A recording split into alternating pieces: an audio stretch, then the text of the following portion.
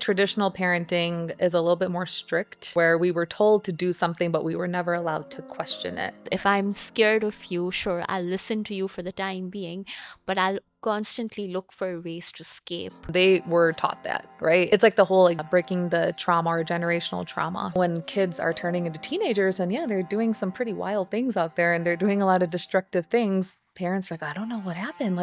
I don't know how to stop this. Having conversations with your kids about relationships, dating, periods. It's better that they learn it from you than learning it from an outside source, and they might get false information. That's how people fall in traps.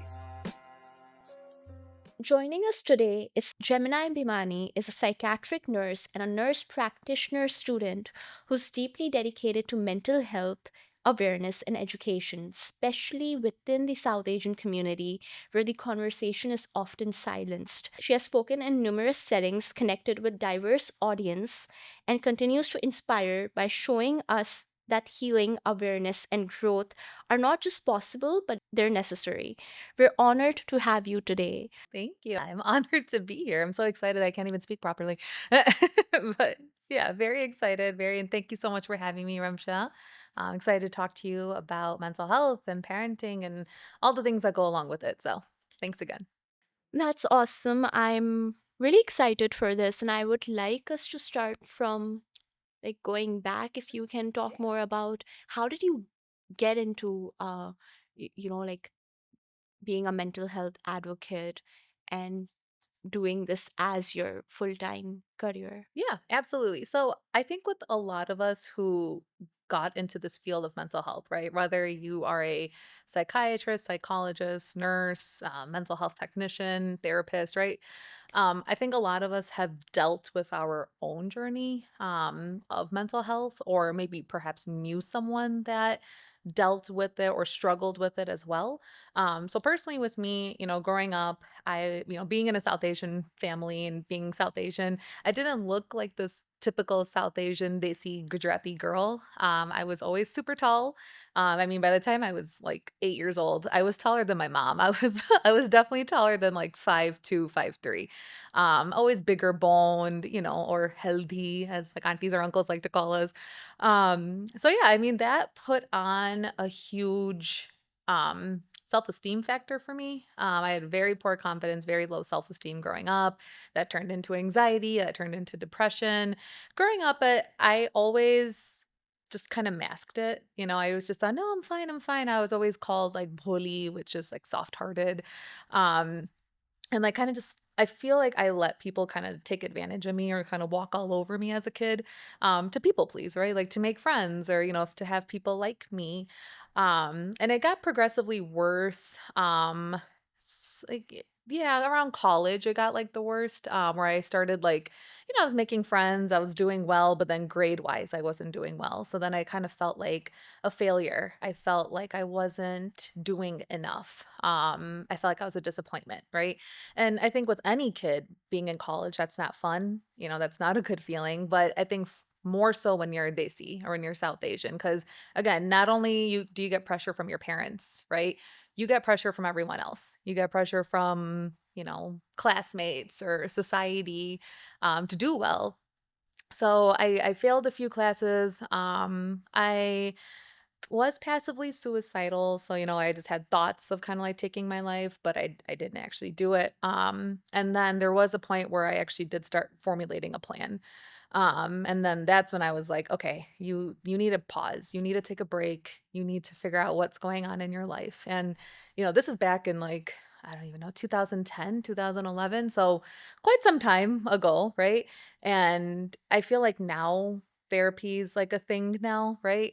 Where people talk about it and like it's kind of cool to go to therapy. But back then, like I said, that wasn't even that long ago. It wasn't cool, right? Like it was kind of scary. I didn't know how to approach it at all. I didn't know what to do or what to think. So I kind of had to like self-coach myself. Which was hard. I was in like this black hole by myself, didn't know what to do. And I kind of had to like just pull myself out on my own. So I had to become strong and I guess grow up real fast. So yeah, that's, and then I decided, like, once I did graduate from UIC with the degree in psychology and minored in bio, and I loved it. And I'm like, all right, either I'm going to do med school or I'm going to do nursing and become a nurse practitioner. I'm not sure yet. Then I became a therapist for kids on the spectrum, and I love that. I did that for a few years, went back to nursing school, decided, yeah, psych is my thing, it's my groove, that's what I'm doing. I went through this, I pulled myself out of it, I turned my mess into my message, so let me try to help others now. So decided to do behavioral health, and then I knew I was going to do nurse practicing, so and I knew I wanted to work with kids. So right now, I currently am a pediatric psychiatric nurse. I work in an inpatient unit. I love it. They could be a little rowdy sometimes. Don't get me wrong; they're a little hectic at times, but I love them. I mean, even though I don't have my own kids, I treat them like my own. I try to do as much as I can for them. Even that means calling them out on certain things, you know. But yeah, I love it. So I'm going to be doing, the goal is, I should say, to be a pediatric psychiatric nurse practitioner.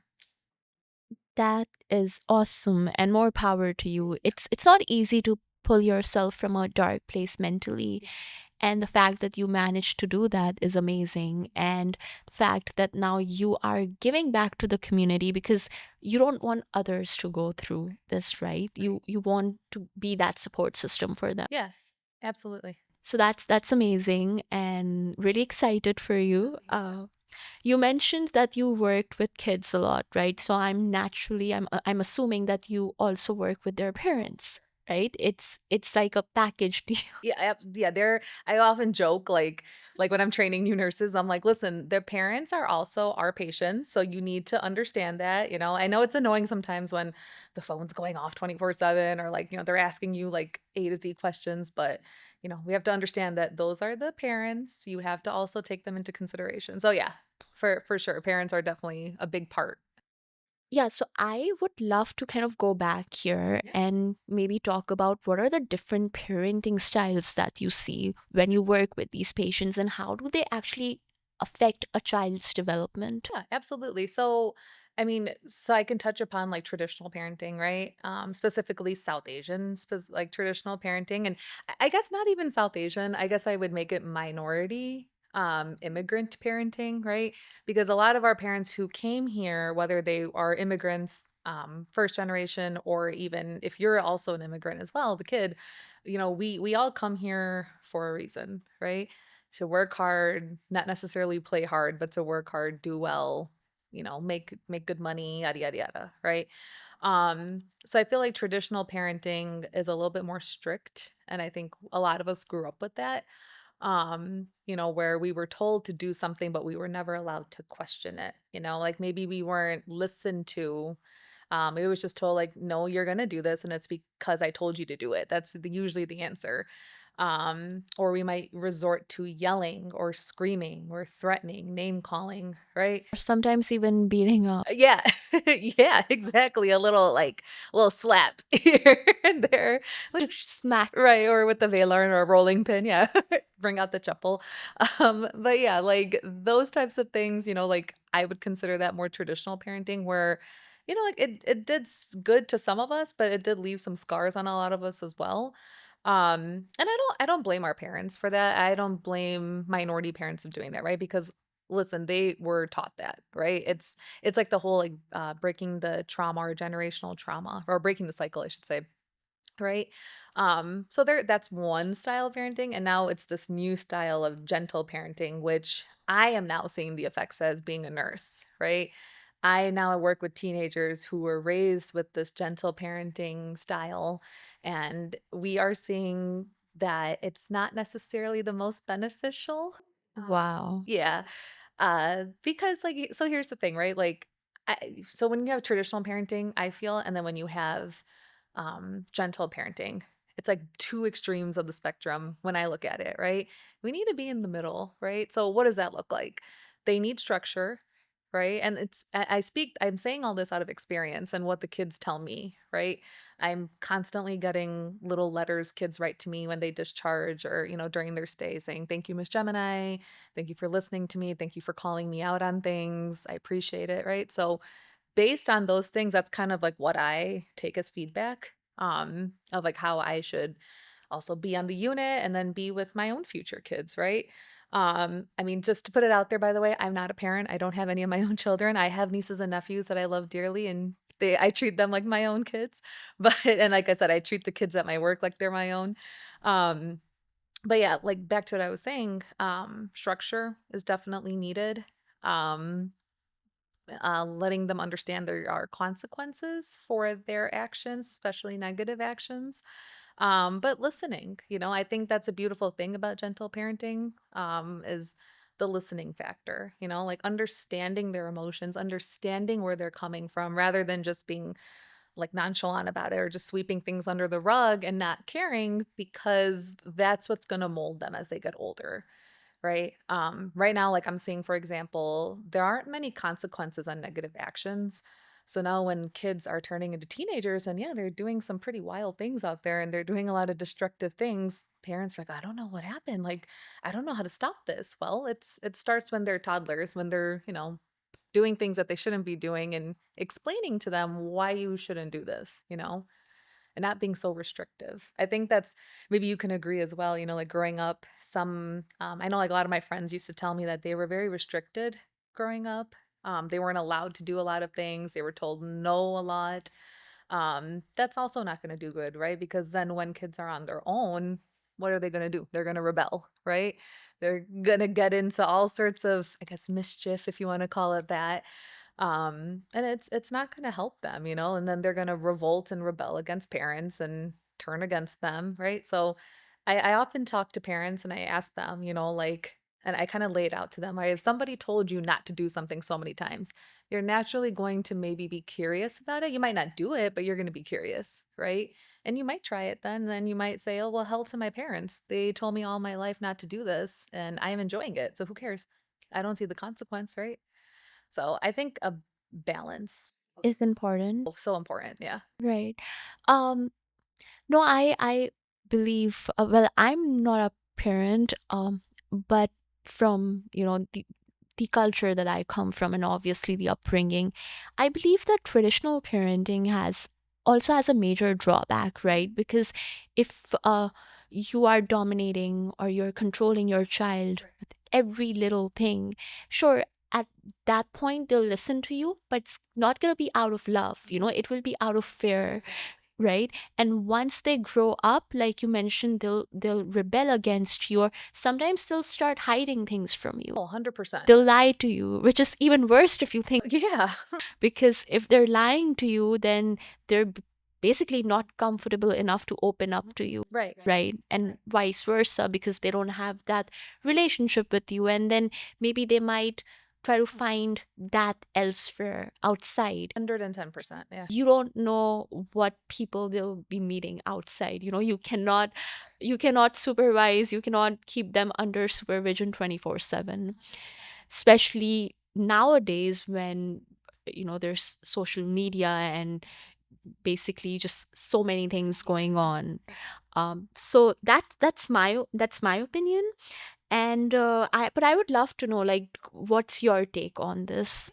And if like something like this happens, right? If you're talking to a child or maybe perhaps a teenager who is living in such environment, and they're hiding things from their parents, what would you suggest them to do, and how would you approach that conversation with the parent? Yeah.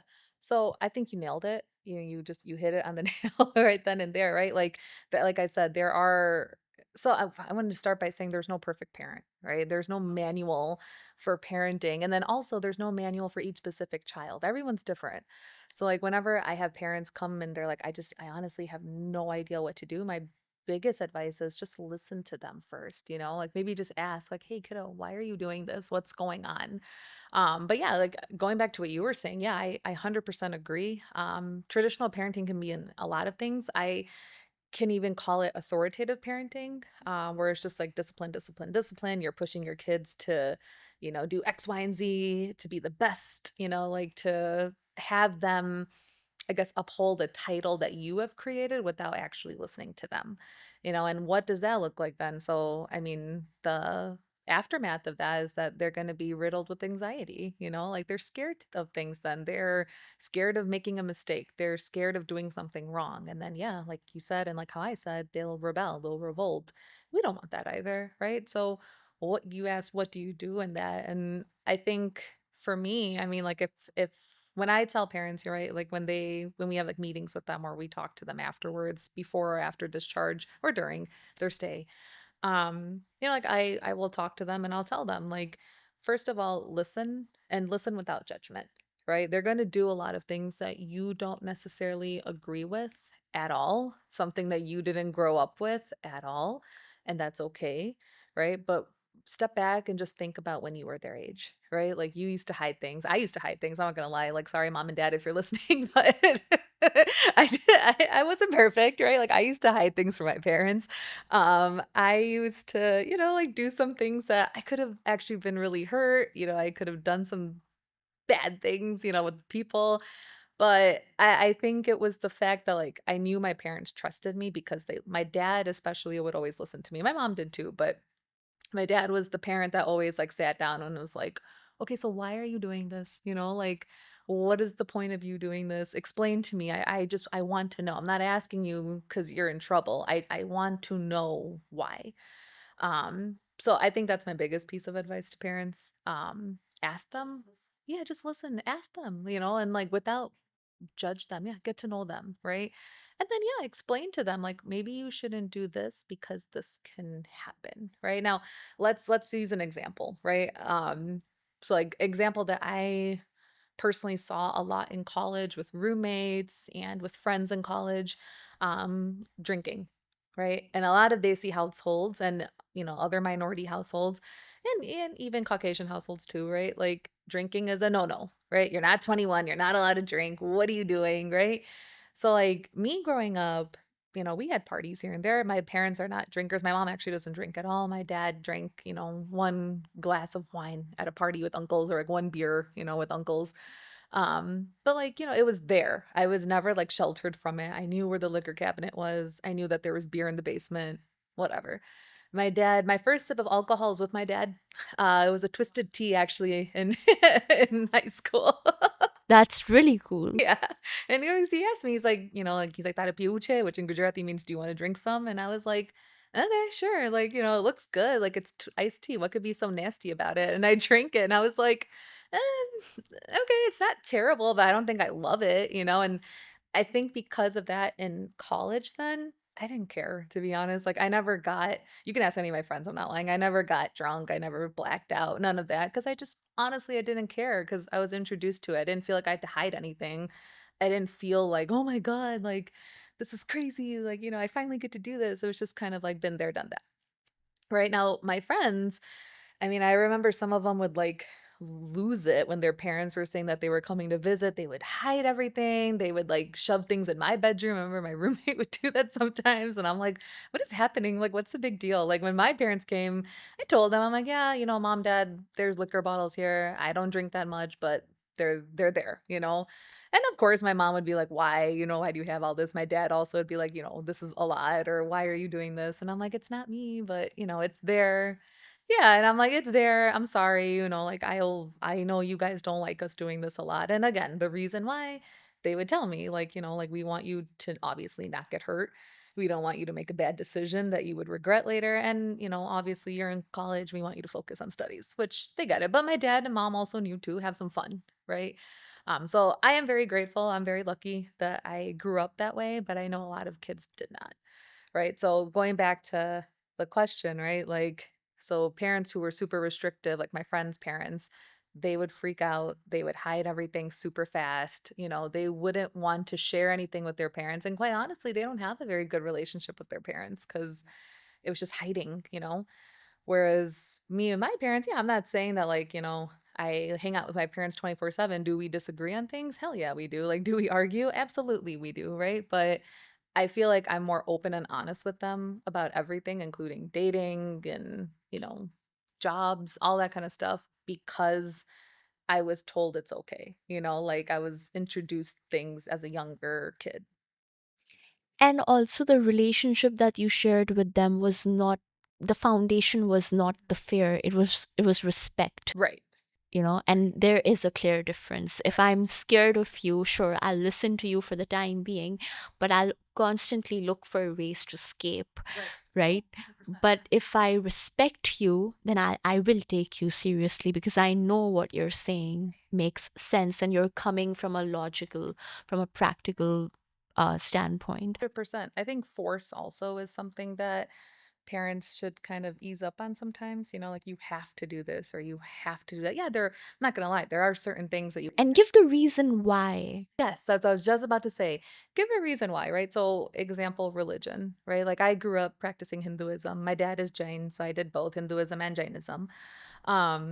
And I remember like, we would go to some temple functions. My mom mostly would do all the religious traditions at home, where there was Lakshmi Puja, Raksha Bandhan, even just daily pujas, anything at home. So like, she'd ask like, you want to sit here? And I'd say, okay. Or sometimes like, no, mom, I want to go play, whatever. It was never forced. They're like, you need to sit here. You need to come to the mandir with us or the temple with us. You have to do this. It was just more like, if you want to come, come join us, like, and I'll explain. And things were explained to me, like, why do we bathe those idols in milk? Why do we ring a bell? Why do we do all these little things, right? So it made sense to me. The science behind it made sense to me. Whereas I feel like a lot of my friends, they weren't explained that, you know. They were just told you have to go to the temple. What do you mean you don't want to go? You have to do this. You have to attend these cultural events, which then to me takes away the appeal. Like again, when you're forcing someone to do something, they're not going to want to do it after a while. It's out of fear, right? So yeah, I mean, there are times too, like I'm not saying I'm perfect or my family's perfect, right? No one is. But there are times too where I kind of have to stop and say like, well, why? Why do I have to come? Or, like why do we have to do this? And again, it's explained, which is nice. Or I'm told like, well, like look into it, read about it, see if you For research. do your research and see if you agree. No, I love that. And when you have that knowledge, right? When you know the why behind why you are doing a certain thing, you can also spread that knowledge among others. But if you don't know the why, you yourself don't know why you're doing Yeah. something. How will you? Yeah, how how will you understand or explain to others, right? How are you going to explain to your own kids then like why, right? So, no, I agree with that too. There's another side of traditional parenting that heavily focuses on academic success, um, or following a certain career path, finding a stable job, right? Academic success is a very big thing, right? It's kind of a parameter to measure your life success, but it doesn't happen like that, right? I've seen so many people who did amazingly well academically, but did not ended up doing so well in life. So your academic skills and success is different than the practical skills and success and the life skills, right? Um, do you believe that this focus on grades and this constant competition to do really well academically that's placed by a lot of like families, right? Do you think this is a flawed approach? And if so, how can parents really shift that mindset? Right. So, I mean, yeah, like growing up South Asian, growing up Desi, right? Like a lot of our goals in life was to do well, right? Like, get a good job, make money, I laughingly say this, but be a doctor, engineer, lawyer, right? But there's a reason behind it, right? And it's mainly because our parents don't want us to fail. They don't want us to struggle. They want us to have the finer things in life, right? And it's not because you I guess are seen as a failure, right? To some people, you're, I guess, right? If you don't do that, right? So yeah, I it's a yes and a no kind of answer for me, like both ways. I do believe, and I think a lot of things in life, my perspective is balance. Whereas, yeah, academics are a huge thing. Education is a big thing to me. I mean, I have two bachelor's and a master's, right? Might even think about doing my PhD, right? But it should be because you want to do it. Um, and on top of that, again, explaining to your kids why it's important to do it, not just you have to be 100%. Well, so and so got an A. How come you didn't get an A, right? Looking at them and seeing, like, okay, beta, kiddo, whatever you want to call them, like, if you didn't do so well, why didn't you do well? What can we do to help you, support you, right? So, do I think it's flawed a little bit? Yeah. I think the pressure that's put on kids is not good for them in the long run. It's not going to be good because that's all their focus is going to be, right? Show them, yeah, I mean, it's good to have that strive in you and that drive in you, right? My dad always calls it the fire in your belly. You should want that, right? And you should do well in your life, but as a parent, you need to also teach your kids to take a break, right? Like I do get a handful of kids who are South Asian, and the reason why, or of minority descent, right? Children of immigrants, I should say, um, who do get admitted because of pressure. They're involved in so many things after school. They're involved in so many things in school. And I speak of experience. When I was in high school, I was involved in like two or three clubs at school. Then I was in Bharatanatyam. I did piano. I did all sorts of things outside of school. So, yeah, was I tired at times? Did I have a little meltdown here and there? Yeah, absolutely. I'm not gonna lie, I did. But like, I think I'm thankful that my parents recognized that and they saw that, like, okay, I think she needs a break. It's okay if she doesn't go to practice today. It's okay if, she just watches TV for today and just relaxes. Cause I think that's important. You got to teach your kids balance. Teach them, yes, to have goals, to do well, um, compete with your own self. Don't be comparing yourself to other people, right? But also recognize when they need a break and teach them that self care. I think that's a big component we forget to teach our kids is self care, especially with our parents' generation. Our generation, I think we're understanding that now. Like we do have to take a break, and it's okay to say no. But yeah, taking that break and finding that escape to kind of heal your mind for a moment is important for sure. No, I agree. And honestly, it's also about pushing your child to do what they want to do. Right. Because if I am doing something that I hate, but I'm doing it because my family wants me to do it or my parents want me to do it, I won't be good at it. And eventually I'll feel tired and I'll succumb to the pressure and I won't be able to survive, right? So it's actually also having an open conversation with them and really talking to them and getting to know what they actually want to Right. do, because then only they'll be able to gain that success and be genuinely happy. And like, like I have, when I bring this up with parents, 'cause I do a lot of mentoring as well. And I bring this up with parents, they're like, oh, like we don't want our kid to be an art major. We don't want this. And I get it. I understand. No, no disrespect to art majors out there, but like I understand, like again, being from South Asian household or being from minority household, we want our kids to do well so they succeed. So they have what we've been able to give them plus more, right? I get that. I had nothing against that, right? But I think the approach should be, kiddo, what do you want to do? And like, I want you to understand that you need to be successful in whatever you choose to do, right? In order for you to live, comfortably or however you want to live, right? You cannot rely on others either. You have to do this on your own, like how you said. You should have that drive in you to do better. But, with that being said, I tell like my now boyfriend all the time, I'm like, listen, our kids, I do want them to go to school. I want them to have that college degree. I do. You can do whatever the heck you want afterwards. I don't care. But please, at least get that degree because even though it's a stupid piece of paper, it does mean a lot, right? And my main thing is I would want my kids to be successful. I want them to be happy, number one, but I want them to also be successful and be educated, right? So, right. Um, Now this might sound a little controversial, but I'll say it. I think one thing that our parents, like the past generation, or the past few generations did right was they gave us time, Yeah. right? Um, they were available for us, which I feel is not present in today's generation. And I think a lot of it is now happening because both parents work, right? And when both parents work, obviously, it's more like the idea is that both parents should be present equally for the child, which sometimes, or should I say most of the times, does not happen. And you know what happens is when a father is in the South Asian society, when the father is not present emotionally or physically, um, a lot of people just end up saying, oh yeah, he had work, he's busy, he has bills to pay. But when a mother is not present, there's more blame that falls on her, that it is her responsibility uh, to be there for the child. It is on her to take care of the child. Or if the child does something wrong, it's like, oh, it's because of you, which is wrong, by the way.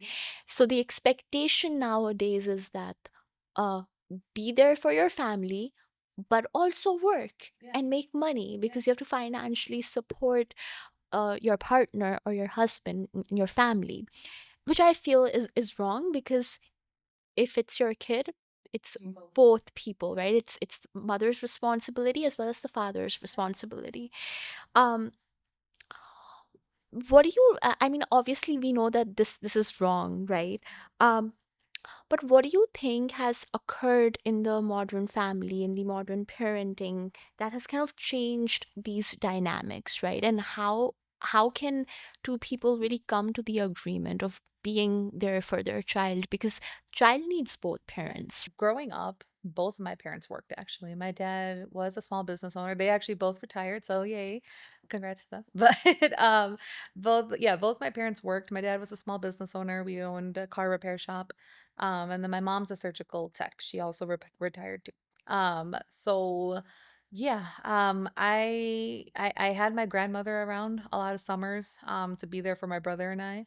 But I still never felt like I didn't have my parents.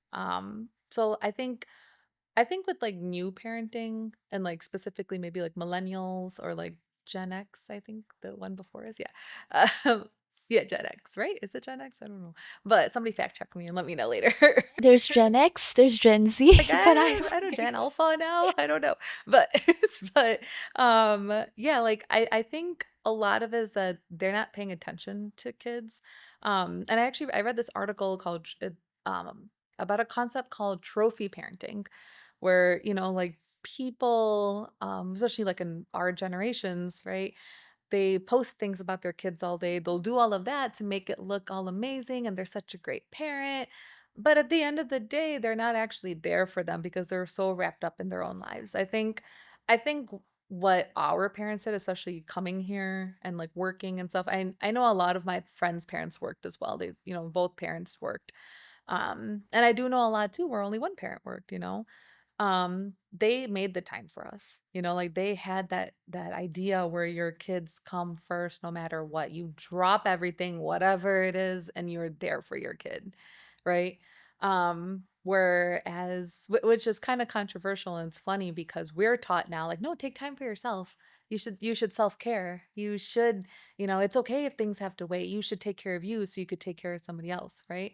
Which I also agree with too, but I also agree with you should also be there for your kid, right? Like if that means you need to sit down next to your kiddo as they're eating dinner to make sure they actually eat, okay, then we do that. Like, or if we miss a brunch date with our girlfriends, okay, then we do that, right? Yeah, it's all about prioritizing. And does that mean like my parents never went out with their friends? Yeah, they did. They had fun. We had like family friend parties and we had a great childhood. We had a fun time, right? Um, but yeah, there were times too where I'm like, I wish my dad can come. I wish my mom can come to my basketball games or, to like my plays that I was in when I was a kid and stuff like that because they weren't always there, right? Because they were working.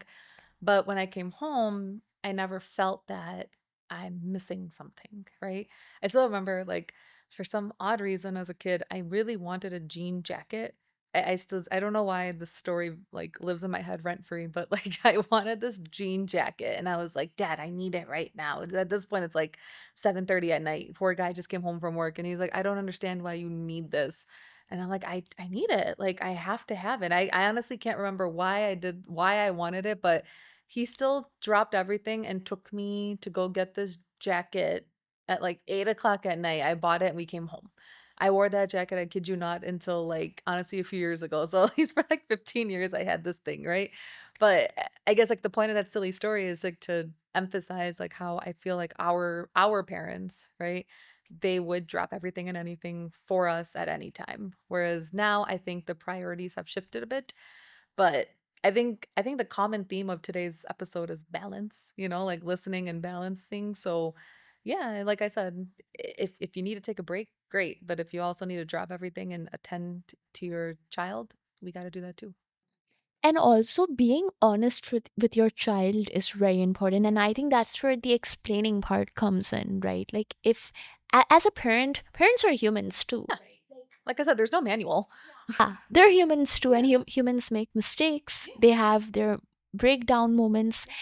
And obviously, I get the fact that you cannot explain to a toddler that, you're having a breakdown. But after a point of time, you can become a friend of your child, and you can actually open up to them about things that you're going through, and they will understand you, right? It's about explaining things nicely and in a respectful way. And I think at any age, right? Like even as an adult, I'm 33. There are times where I'm like, I want my dad or I want my mom, like I want them to be there. Because again, no matter what age you are gonna want your parent, right? Like you're still a child. I'm still a kid, even though I'm an adult, I'm still a child. I'm someone's child. Still a child to your parents. For them, you're always a kid. Right. And I'm like, like you should be there. And I like I said, I find it's controversial because like I mentioned, like we're told to take a break, but then we're told we're not we not I can't talk anymore. We should not take a break because we're told it's selfish, right? Like how many times have I heard, aunties and uncles be like, "Oh, like she's being so selfish, like she doesn't even sit down with her kids or, do that or he's not Always to the woman. very rarely do I ever see it to the guy. But again, I think it's that traditional role that moms are the nurturers, moms stay at home, mom takes care of everything. Right. But I do think that's a really beautiful thing about our generation now is that we're learning how to split responsibilities. Now it's funny because I am actually a little bit more traditional. I am the one that's like, let me make dinner, let me clean everything, let me take care of you. Right. But like, my future husband, would I expect him to do things and pick up the slack and help me out with stuff? Yeah, absolutely. This is a 50-50, you know, Yeah. relationship. This is a 50-50 job here, right? We might have our roles. I might be better at something, he might be better at something. So that's what we're gonna do more on, but But you can't place all the burden. on one person. Right. No, absolutely. That's not fair. And okay, so if we talk about today's parents, for instance, right? I also feel that they're very competitive. Like they put their child, and I think parents will hate me. Yeah, I know. We are so sorry. Any parents that are listening, don't come at us. But at least this is my observation. This is what I see happening. Um, they put their child in this constant rat race. Do well academically, take part in the extracurriculars, socialize, be confident, make friends, do this, do that. There's a lot of pressure. Constant pressure, yeah. It comes from the fact that you want the best for your child. But just imagine if if you come from your 9 to 5 and I'm like, oh, how was what did you do today? Did you get scolded from your manager? Like if you actually go in and dig in and ask those questions, you're gonna feel annoyed. The same thing applies for the kid, right? If you're like, oh, did your teacher say something to you? Oh, can you show me this? So there's a lot of pressure that's placed, and I know we briefly spoke about it, that it's not healthy, but I would love to know from you, like, how does that affect a growing child's mental health? Well, actually, at all. Because I mean, so imagine a pressure cooker, right? We all know what a pressure cooker is or an Instapot, right? I mean, when that pressure builds and builds and builds, it's gonna pop off, right? The whistle's gonna blow. These poor kids. I mean, like I said, I do get a handful of kids who are like that, and they're like, "This is just too much, Miss Gemini. I don't know what to do." And I feel bad. I feel for them because, like I said, I went through that too, so I understand, right? But as parents, you need to understand when it's time to take a break. I mean, let them be a kid. They're not going to have this time ever again in their life. Let them watch TV. Hell, let them watch TV for the whole day one day. Agree with that? One day, it's okay. I know they're not going to agree with me. They're going to be like, what? Too much screen time. Ah. Call the authorities. Parents who lose their Lose it for 10 minutes. I'm like, first of all, let's just touch base on that for a second. Like, TV actually isn't terrible. Now, okay, yes, if it's a problem where you're watching it constantly and you have no other hobbies, interests, or social skills, yeah, then we got a problem here, right? If your health is declining, your kid's becoming obese, yeah, we got a problem here, right? If it's on an extreme level. I mean, come on, man. Like, but you have the other extreme levels where I know a lot of kids who aren't even allowed to watch TV or have any screen time.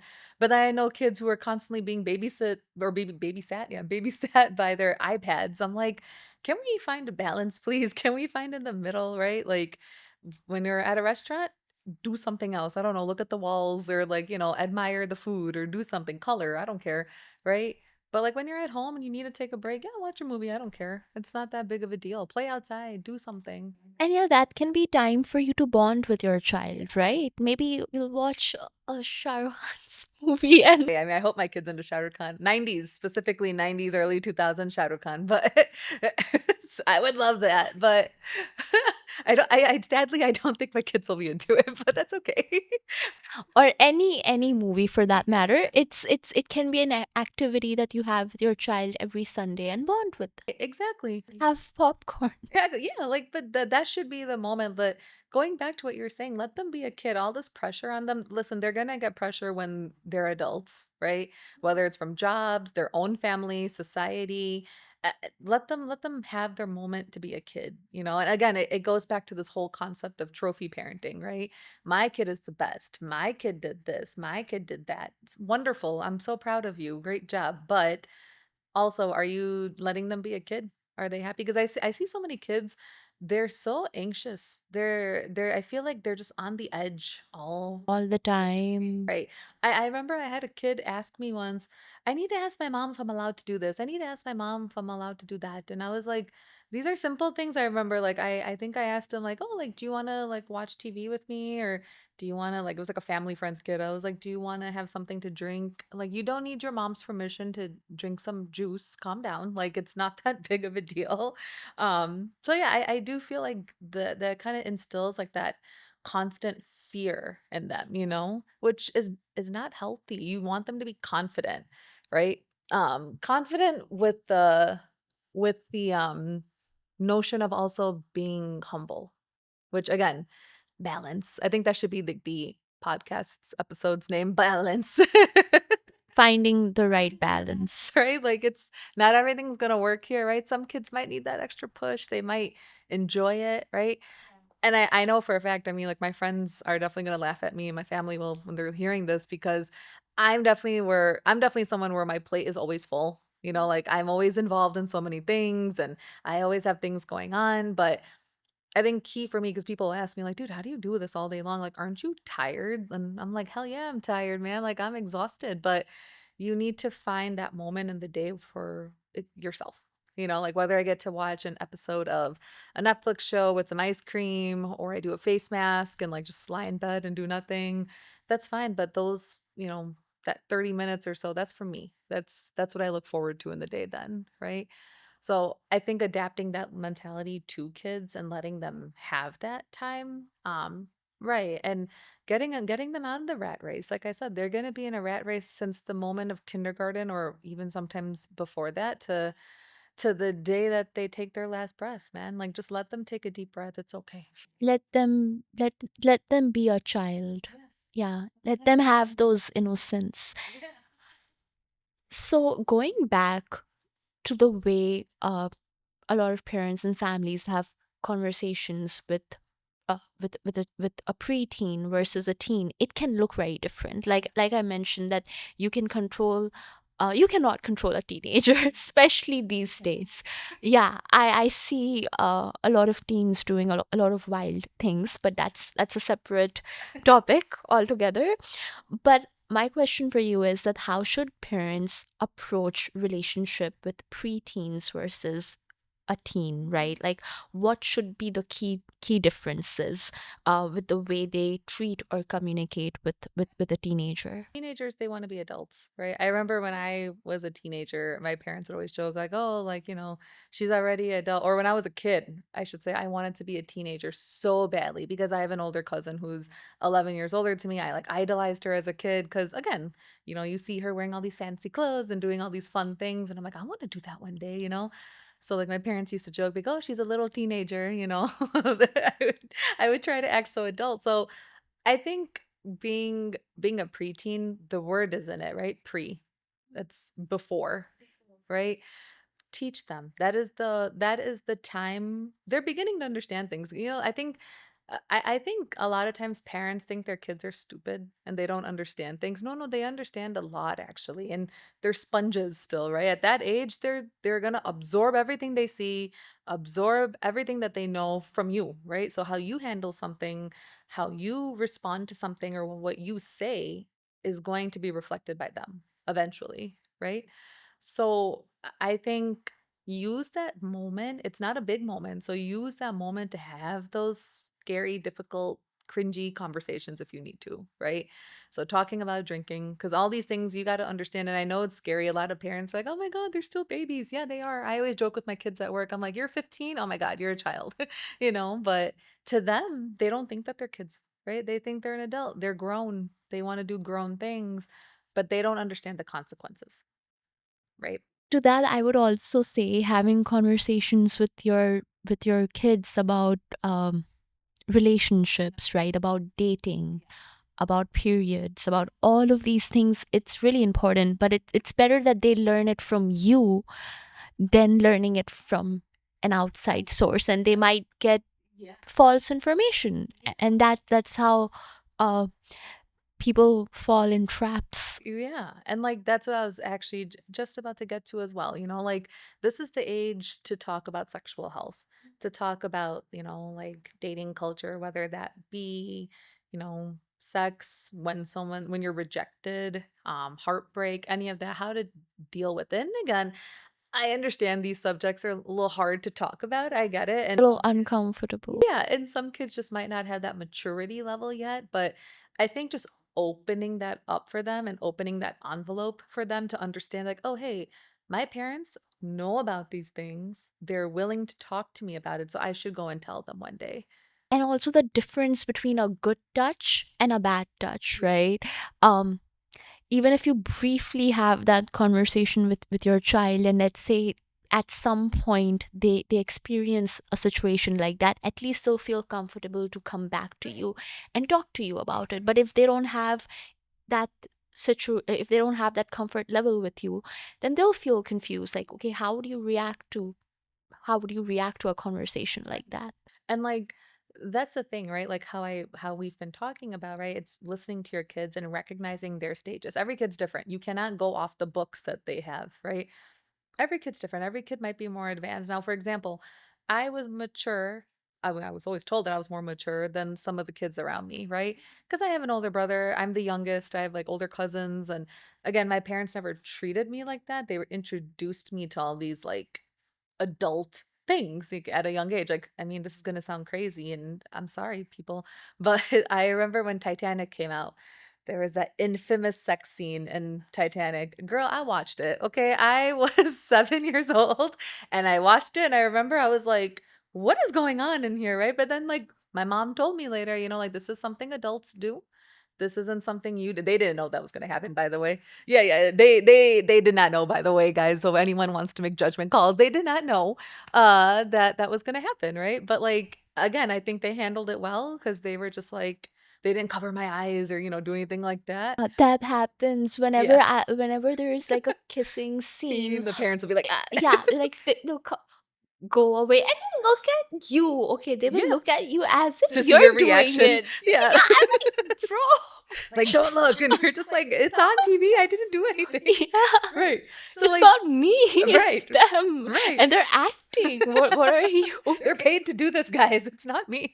But yeah, like yeah, I watched that. I remember like my parents would tell me, you know, like these are things people do, adults do when they are ready because XYZ consequences can happen, including having a baby and all these things. And like, you know, they explained to me at a young age that like these types of things can happen. And again, I know I'm like glorifying everything right now, but like these things really did happen to me. I'm not saying my parents are perfect, girl. I'm not perfect either, but like these types of things were explained, right? Whereas like I remember like even like I'd watch these same things at like family friends' house or my friends' houses and like that they'd like skip over it or close my eyes or whatever. And I'm like, That's so funny. yeah, and I'd be like, "Oh, auntie, I already saw this." Like, You it's said it. I'm sure I did. I've always been very loud. But, yeah, like but again, like, I think having them understand these things is important. Like, I mean, I mentioned, right, like, I have an older brother. I don't know now if my parents ever had that period talk with him, but he knew what a period was. I mean, I was on a period, like, he understood, right? Like, okay, like, it's that time of the month, she might not feel good. Yeah, like those types of things, right? Or saying no. I remember, I don't know if my brother remembers this conversation, but being the mischievous little sister, I used to listen in on conversations that him and my parents would have. I'd sit at the top of the stairs and like, be nosy. But I remember like one time my mom said, treat a girl the way you want your sister to be treated. So if you want your sister to be treated with respect and with love, then understanding, then you need to treat somebody like that, right? She's someone else's sister too. Right. So, and she has feelings as well. She might not know what she's doing. She might not understand the consequences like you, but, you know, understand that, right? Respect that. So I think having those conversations in the preteen era is important, prepping them, pre-prep, think of it that way. Teenage era, be a little bit more direct with them, like, but I think the thing with teenagers is like, again, they think they're grown, their hormones are going wild, we got mood changes and everything like that. It's cool, whatever. Don't forget to have that structure still with them, right? But also that understanding. Like start treating them like an adult slowly and slowly. Because if you're babying them, like I said, then it's like that revolt happens. But I mean, I know so many people that as a teenager, like their parents, I guess, quote unquote, didn't care or they cared too much. And like they'd be like, no, I wanted like that balance, like I wanted somebody to care for me and tell me what not to do, but also give me the freedom. Yeah, give me the freedom to be independent a little bit. I remember on like a Friday night, I go out with my friends. My mom would ask like, "Kahan ja rahe ho?" or "Kya jaye the tu?" Where are you going? That's Gujarati. Yeah, it's Gujarati. Like, where are you going, right?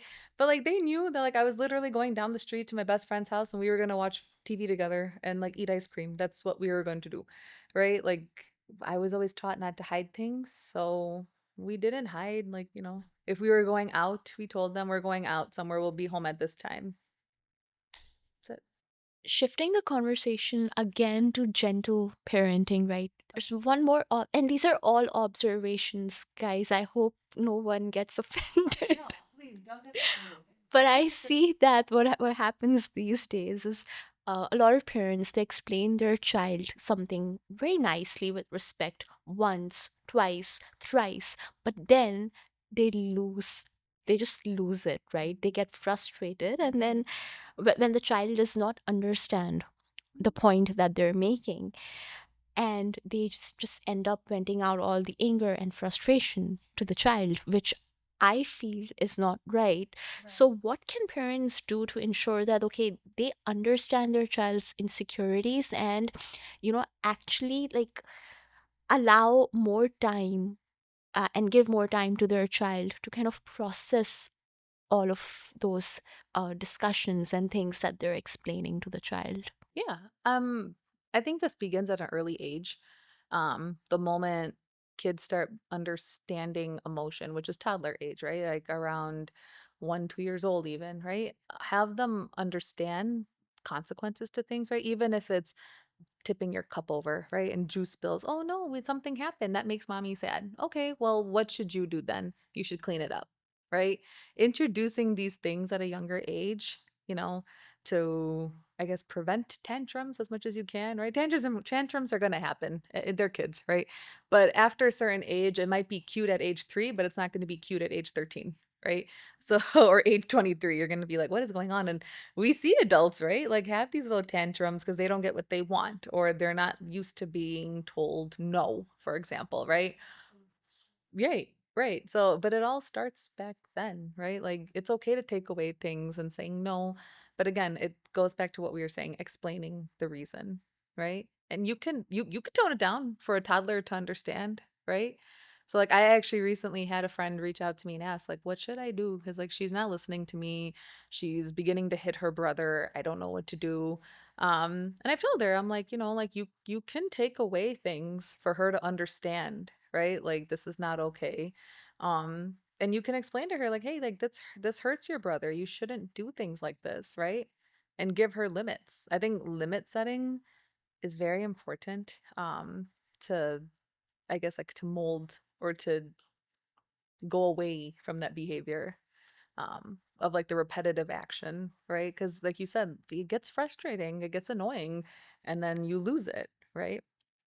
So I think it's okay to tell them. One thing that I found really interesting is the fact you said that when a 23-year-old throws a tantrum, then it's different than when a 6 or a 7 year Yeah. old do it. I see a lot of 22, 23, even like 30, 30, 33, 35 year olds playing, throwing tantrums, right? Do you think a lot of that stems from their upbringing and how they are treated as a kid? 1010%. Yeah, for sure. Um, like, I mean, a common one is that I see when people aren't told no a lot. Um, like the word no, however you want to say it, or when someone's rejected, right?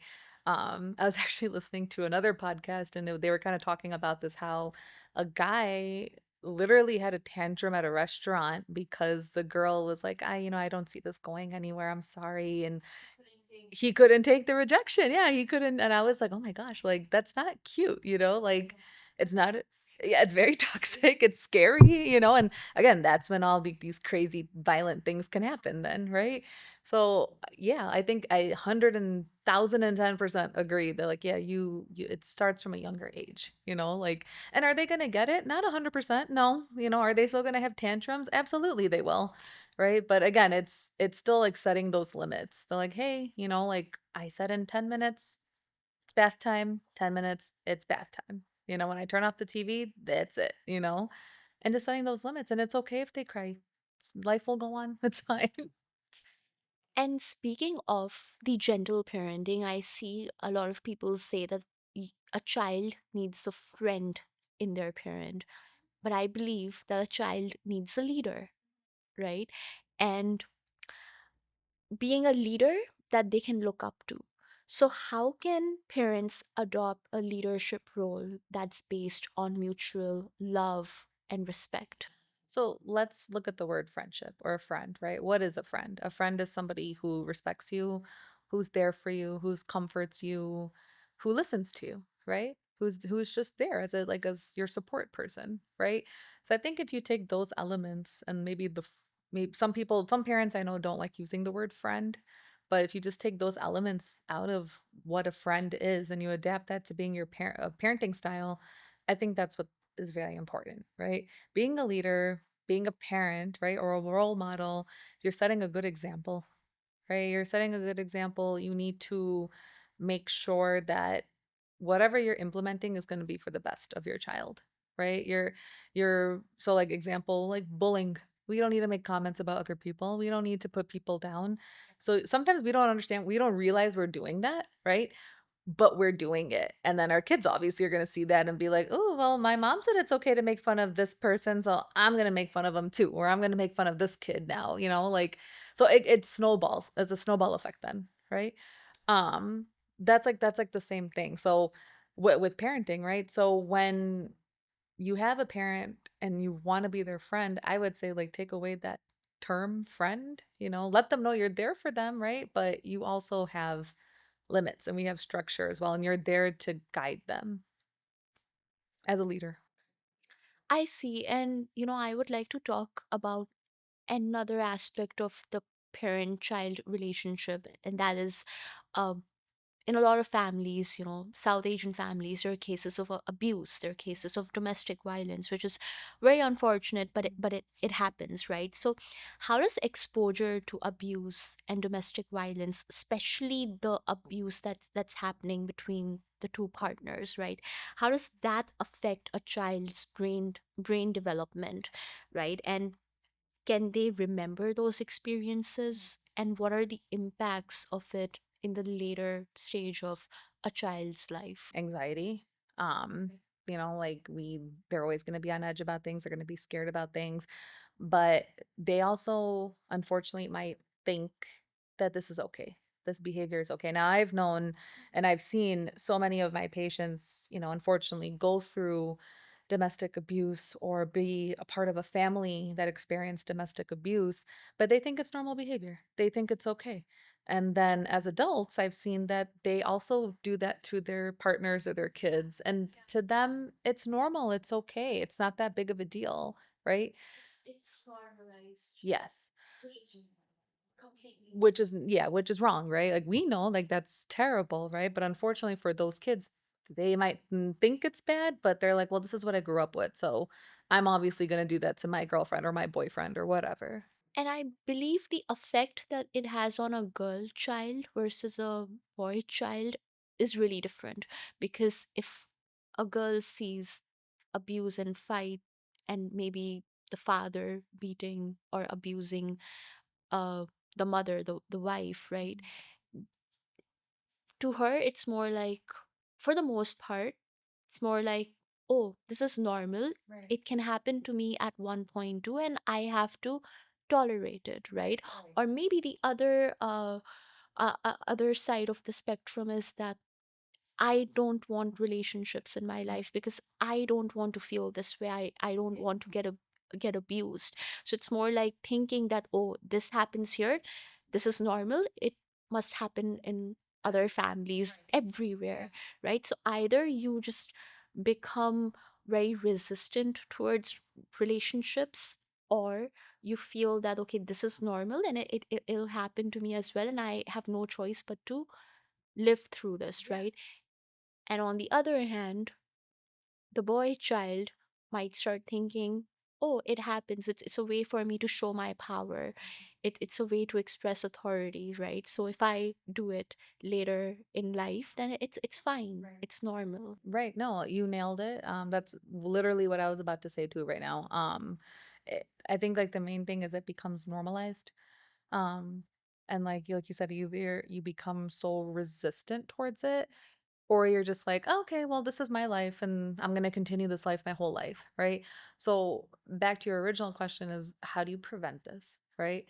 Um, Now, if it's not something that's happening in your household, then I would say, like I said, the conversations, right? Understanding that being touched inappropriately is not okay, hitting is not okay, having that mutual respect is so important, right? There's no I'm an adult, you're a kid, or there's no like I'm a boy, you're a girl, right? Like we should all be on the same playing field here, right?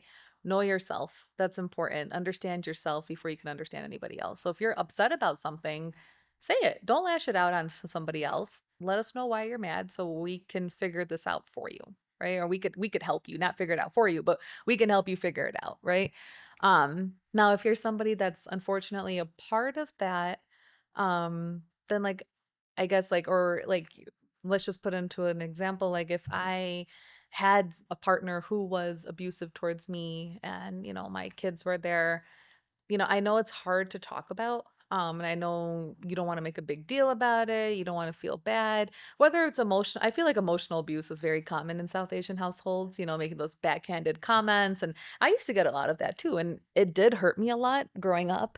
And even now as an adult, I get it sometimes, but I've learned now that that's not cool to talk like that, right? And I used to, I actually say like to a lot of my friends, like, I'll ignore a lot of it. I'll say, okay, okay, and I'll just ignore it. But it's okay to, defend yourself a little bit and be like, no, don't talk to me that way, or, calling people out on what they're saying because it's not right to abuse anyone in any way, shape, or form, right?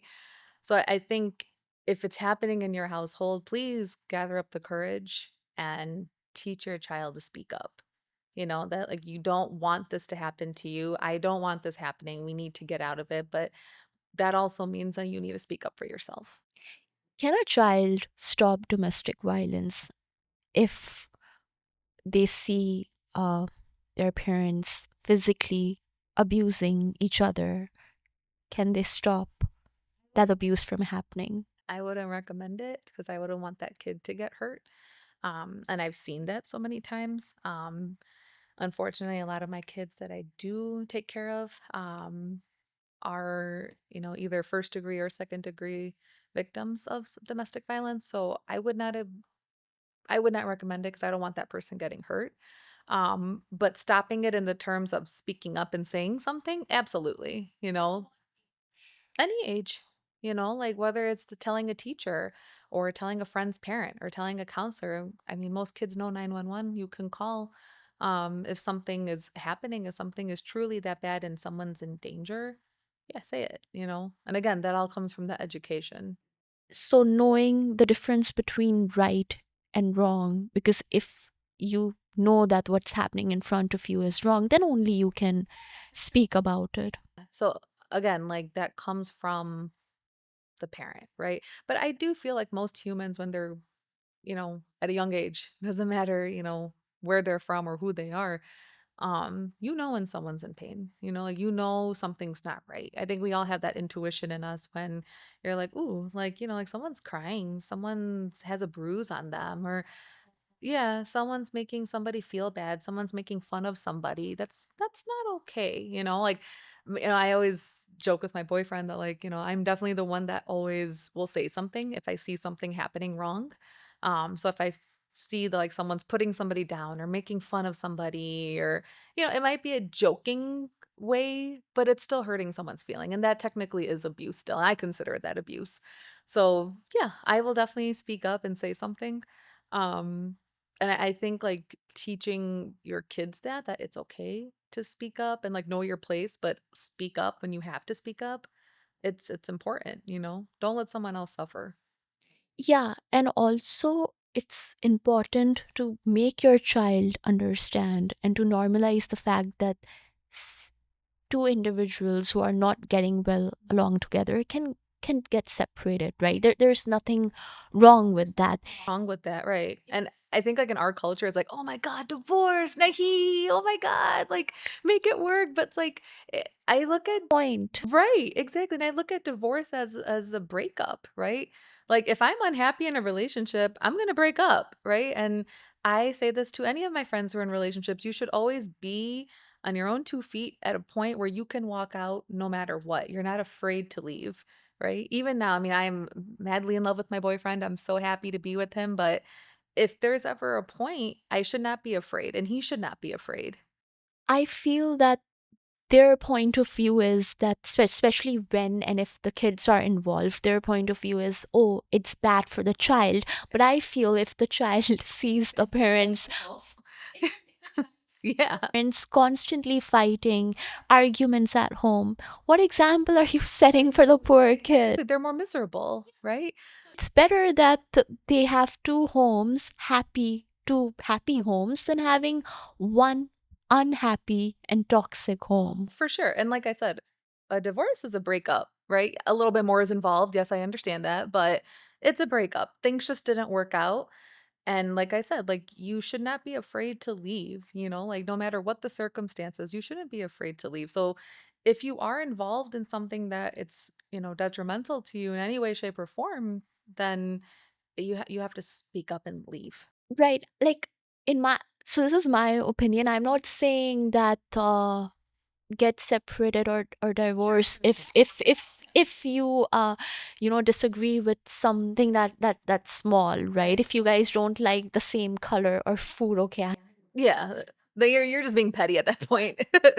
If it's genuinely toxic, and if your partner does not respect you, then that's a completely valid reason to walk away, and this applies to both men and women, and basically everyone. I mean, like, look, I look at relationships. I know we're kind of going on a tangent here, but like I look at relationships as in no one's wrong, right?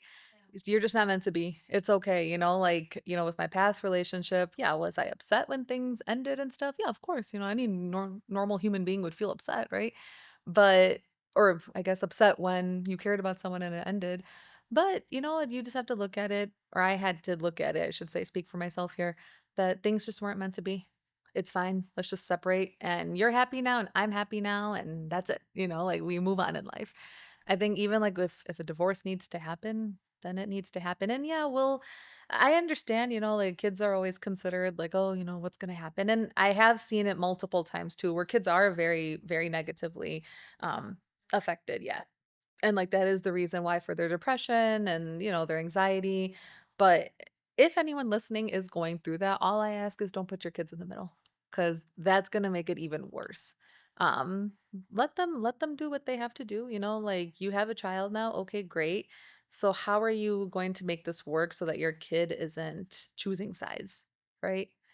Don't badmouth the other parent. Try not to. I know it's gonna happen, but try not to, right? And yeah, treat your child just as your child, right? Not your father's kid or your mother's kid. No, just that's your child, that's their child as well. Equal. Individuality equal. And how does a preteen perceive their parents' separation versus a teenager? I think for both of them, not very well. Just from my experience, like, working with kids like this and mentoring, I think preteens are a little bit more sensitive because, like I said, they're not fully matured yet. Teenagers, though, I'm talking like 16, 17 years old. Sometimes they see it. It's for the best. Like they're both my parents are happy now. Yeah, it sucks. I don't get to spend that much time with my dad or my mom or whatever the case may be. But it's for the best. No one's fighting now. And I think anyone who is going through this, explain this to your kids. It's so easy to be like, well, your dad is this, your mom is that, la la, right? But explain that, like, okay, well, me and mom aren't getting along, or me and dad aren't getting along. You probably noticed us fighting more or not wanting to hang out with each other. We're going to separate. That doesn't mean we don't love you. It doesn't mean that we don't care about each other, but it's probably going to be best if we just separate. Whatever the circumstance of me, maybe I understand sometimes it can get a little messy. I understand that. I understand situations can be bad. I get it. But I think just having them understand why you're doing this and it's for the betterment, it's for the more positive things in your relationship, for you two to be separate, is key for sure. I would also like to address another side of this. Um, I feel that a woman who is knowledgeable, know her rights, is financially independent, can stand up for herself for the most part, right? Because financial independence does give you a lot of freedom and liberty. But a woman who is not financially independent, right? She's dependent on her husband, usually, or family, usually lacks the confidence to stand up for herself and her child, right? So, like, in these situations, right, when the mother is feeling pressurized to do things a certain way, um, how do they find the confidence to take a stand for themselves and the kid? Yeah, I mean, like how I mentioned, you should never be afraid to leave. So what does that mean? Standing on your own 2 feet, right? If that means you need to work an odd end job or you need to request the help of somebody else, then that's what you need to do, right? Like you need to become independent. You need to become financially stable or at least educated or at least, Learn a skill set. yeah, and know what help is available to you, right? It's all out there. I mean, if someone can figure it out, then you can figure it out, right? It's all out in front of you. You just have to want to do it, right? And then again, that becomes the difference between being a victim versus somebody who is going to prevail, right? Someone who's a lot stronger and who's going to just say, it doesn't matter what I have, I know I can make it. The information is out there, the knowledge is out there. I just have to obtain it somehow. No, I see. Uh, Now again, shifting the focus and going back to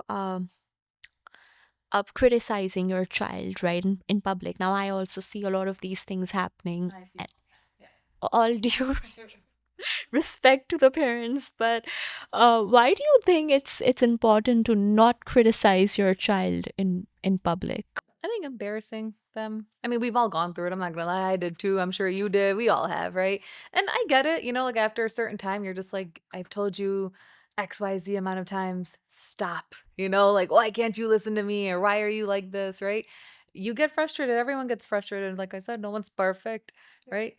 But I think it's imperative to not try not to do that as much as you can, or you can just simply say, we'll talk about this when we get home, or we'll talk about this in private.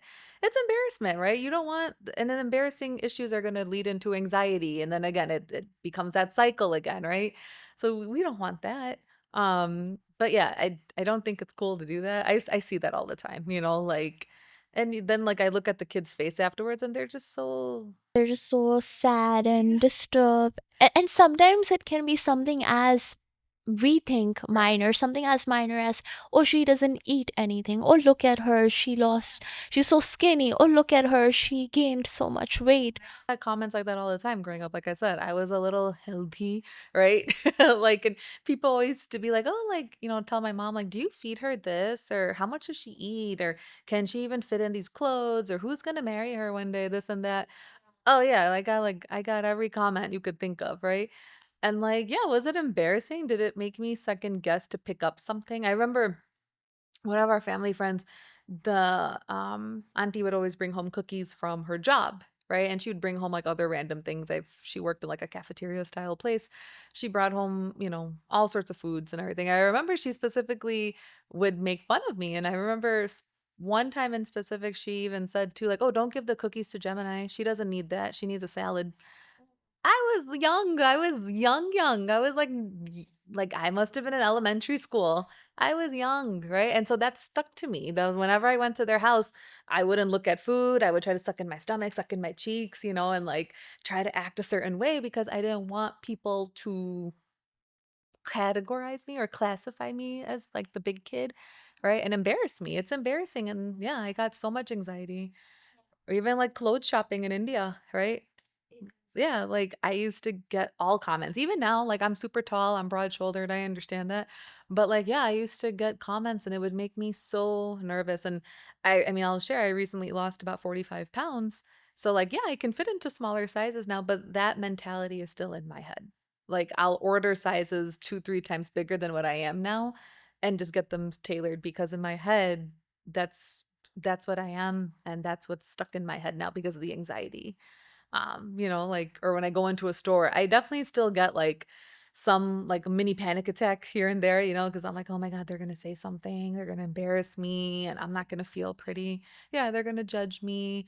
They're gonna judge my parents, like, yada yada yada goes through my head, all these racing thoughts, and yeah, it's not good. So back to what you were saying. Yeah, try not to. And if sometimes it's not the parent, it's other people, so if you're the parent, stop that person, like correct them. Yeah, don't agree with them. Say, "No, she's fine. She's okay. Yeah, she's working on it."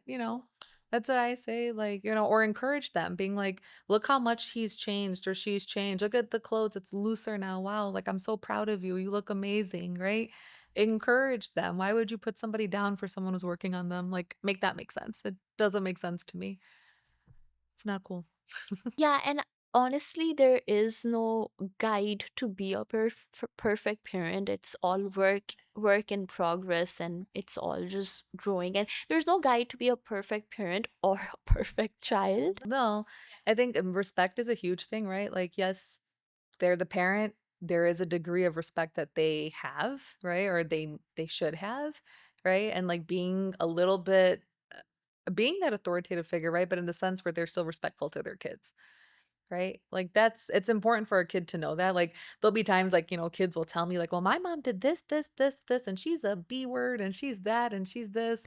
And I'm like, I let them vent it out. I'm like, "It's okay." Then they'll look at me like waiting for my response. I'm like, "No, no, you tell me when you're done. It's okay. We'll talk as much as you want. You cry as much as you want right now."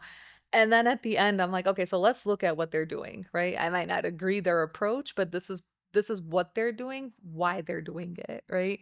So I need you to start understanding it from that perspective, right? They love you or they care about you. Sometimes they might not say, I love you, right? They might do things or they might try to protect you out of love. What is one key piece of advice that you would like to give to South Asian parents who are looking to strengthen their relationship with a teen child? Listen. Listen. Yeah. Without even thinking, listen. Because that's like one of the main things I'd say majority of my kids tell me that they don't feel like they're being listened to. Listen, and listening isn't just okay, okay, listen, like, I'm listening like to music, right? It's feeling it, understanding it, right? Active, right? Active listening, right? They're like, okay, so my kid is feeling this way, but they're not allowed to do this, or I don't want them doing X, Y, and Z. Okay, valid. Yeah. So active listening isn't ignoring, because right, there's a difference, right? You can listen, right? Like you listen to noises around you, whatever. It's passive listening, right? Active listening is actually understanding what that person is saying to you, right? Taking it to heart, understanding what their emotion is behind it, right? Um, Trying to think like of Like in terms of your body language also, right? Like if I'm just laid back and I'm uh having a conversation with a child, for instance, right? They might feel that, oh, my parent is not listening to me.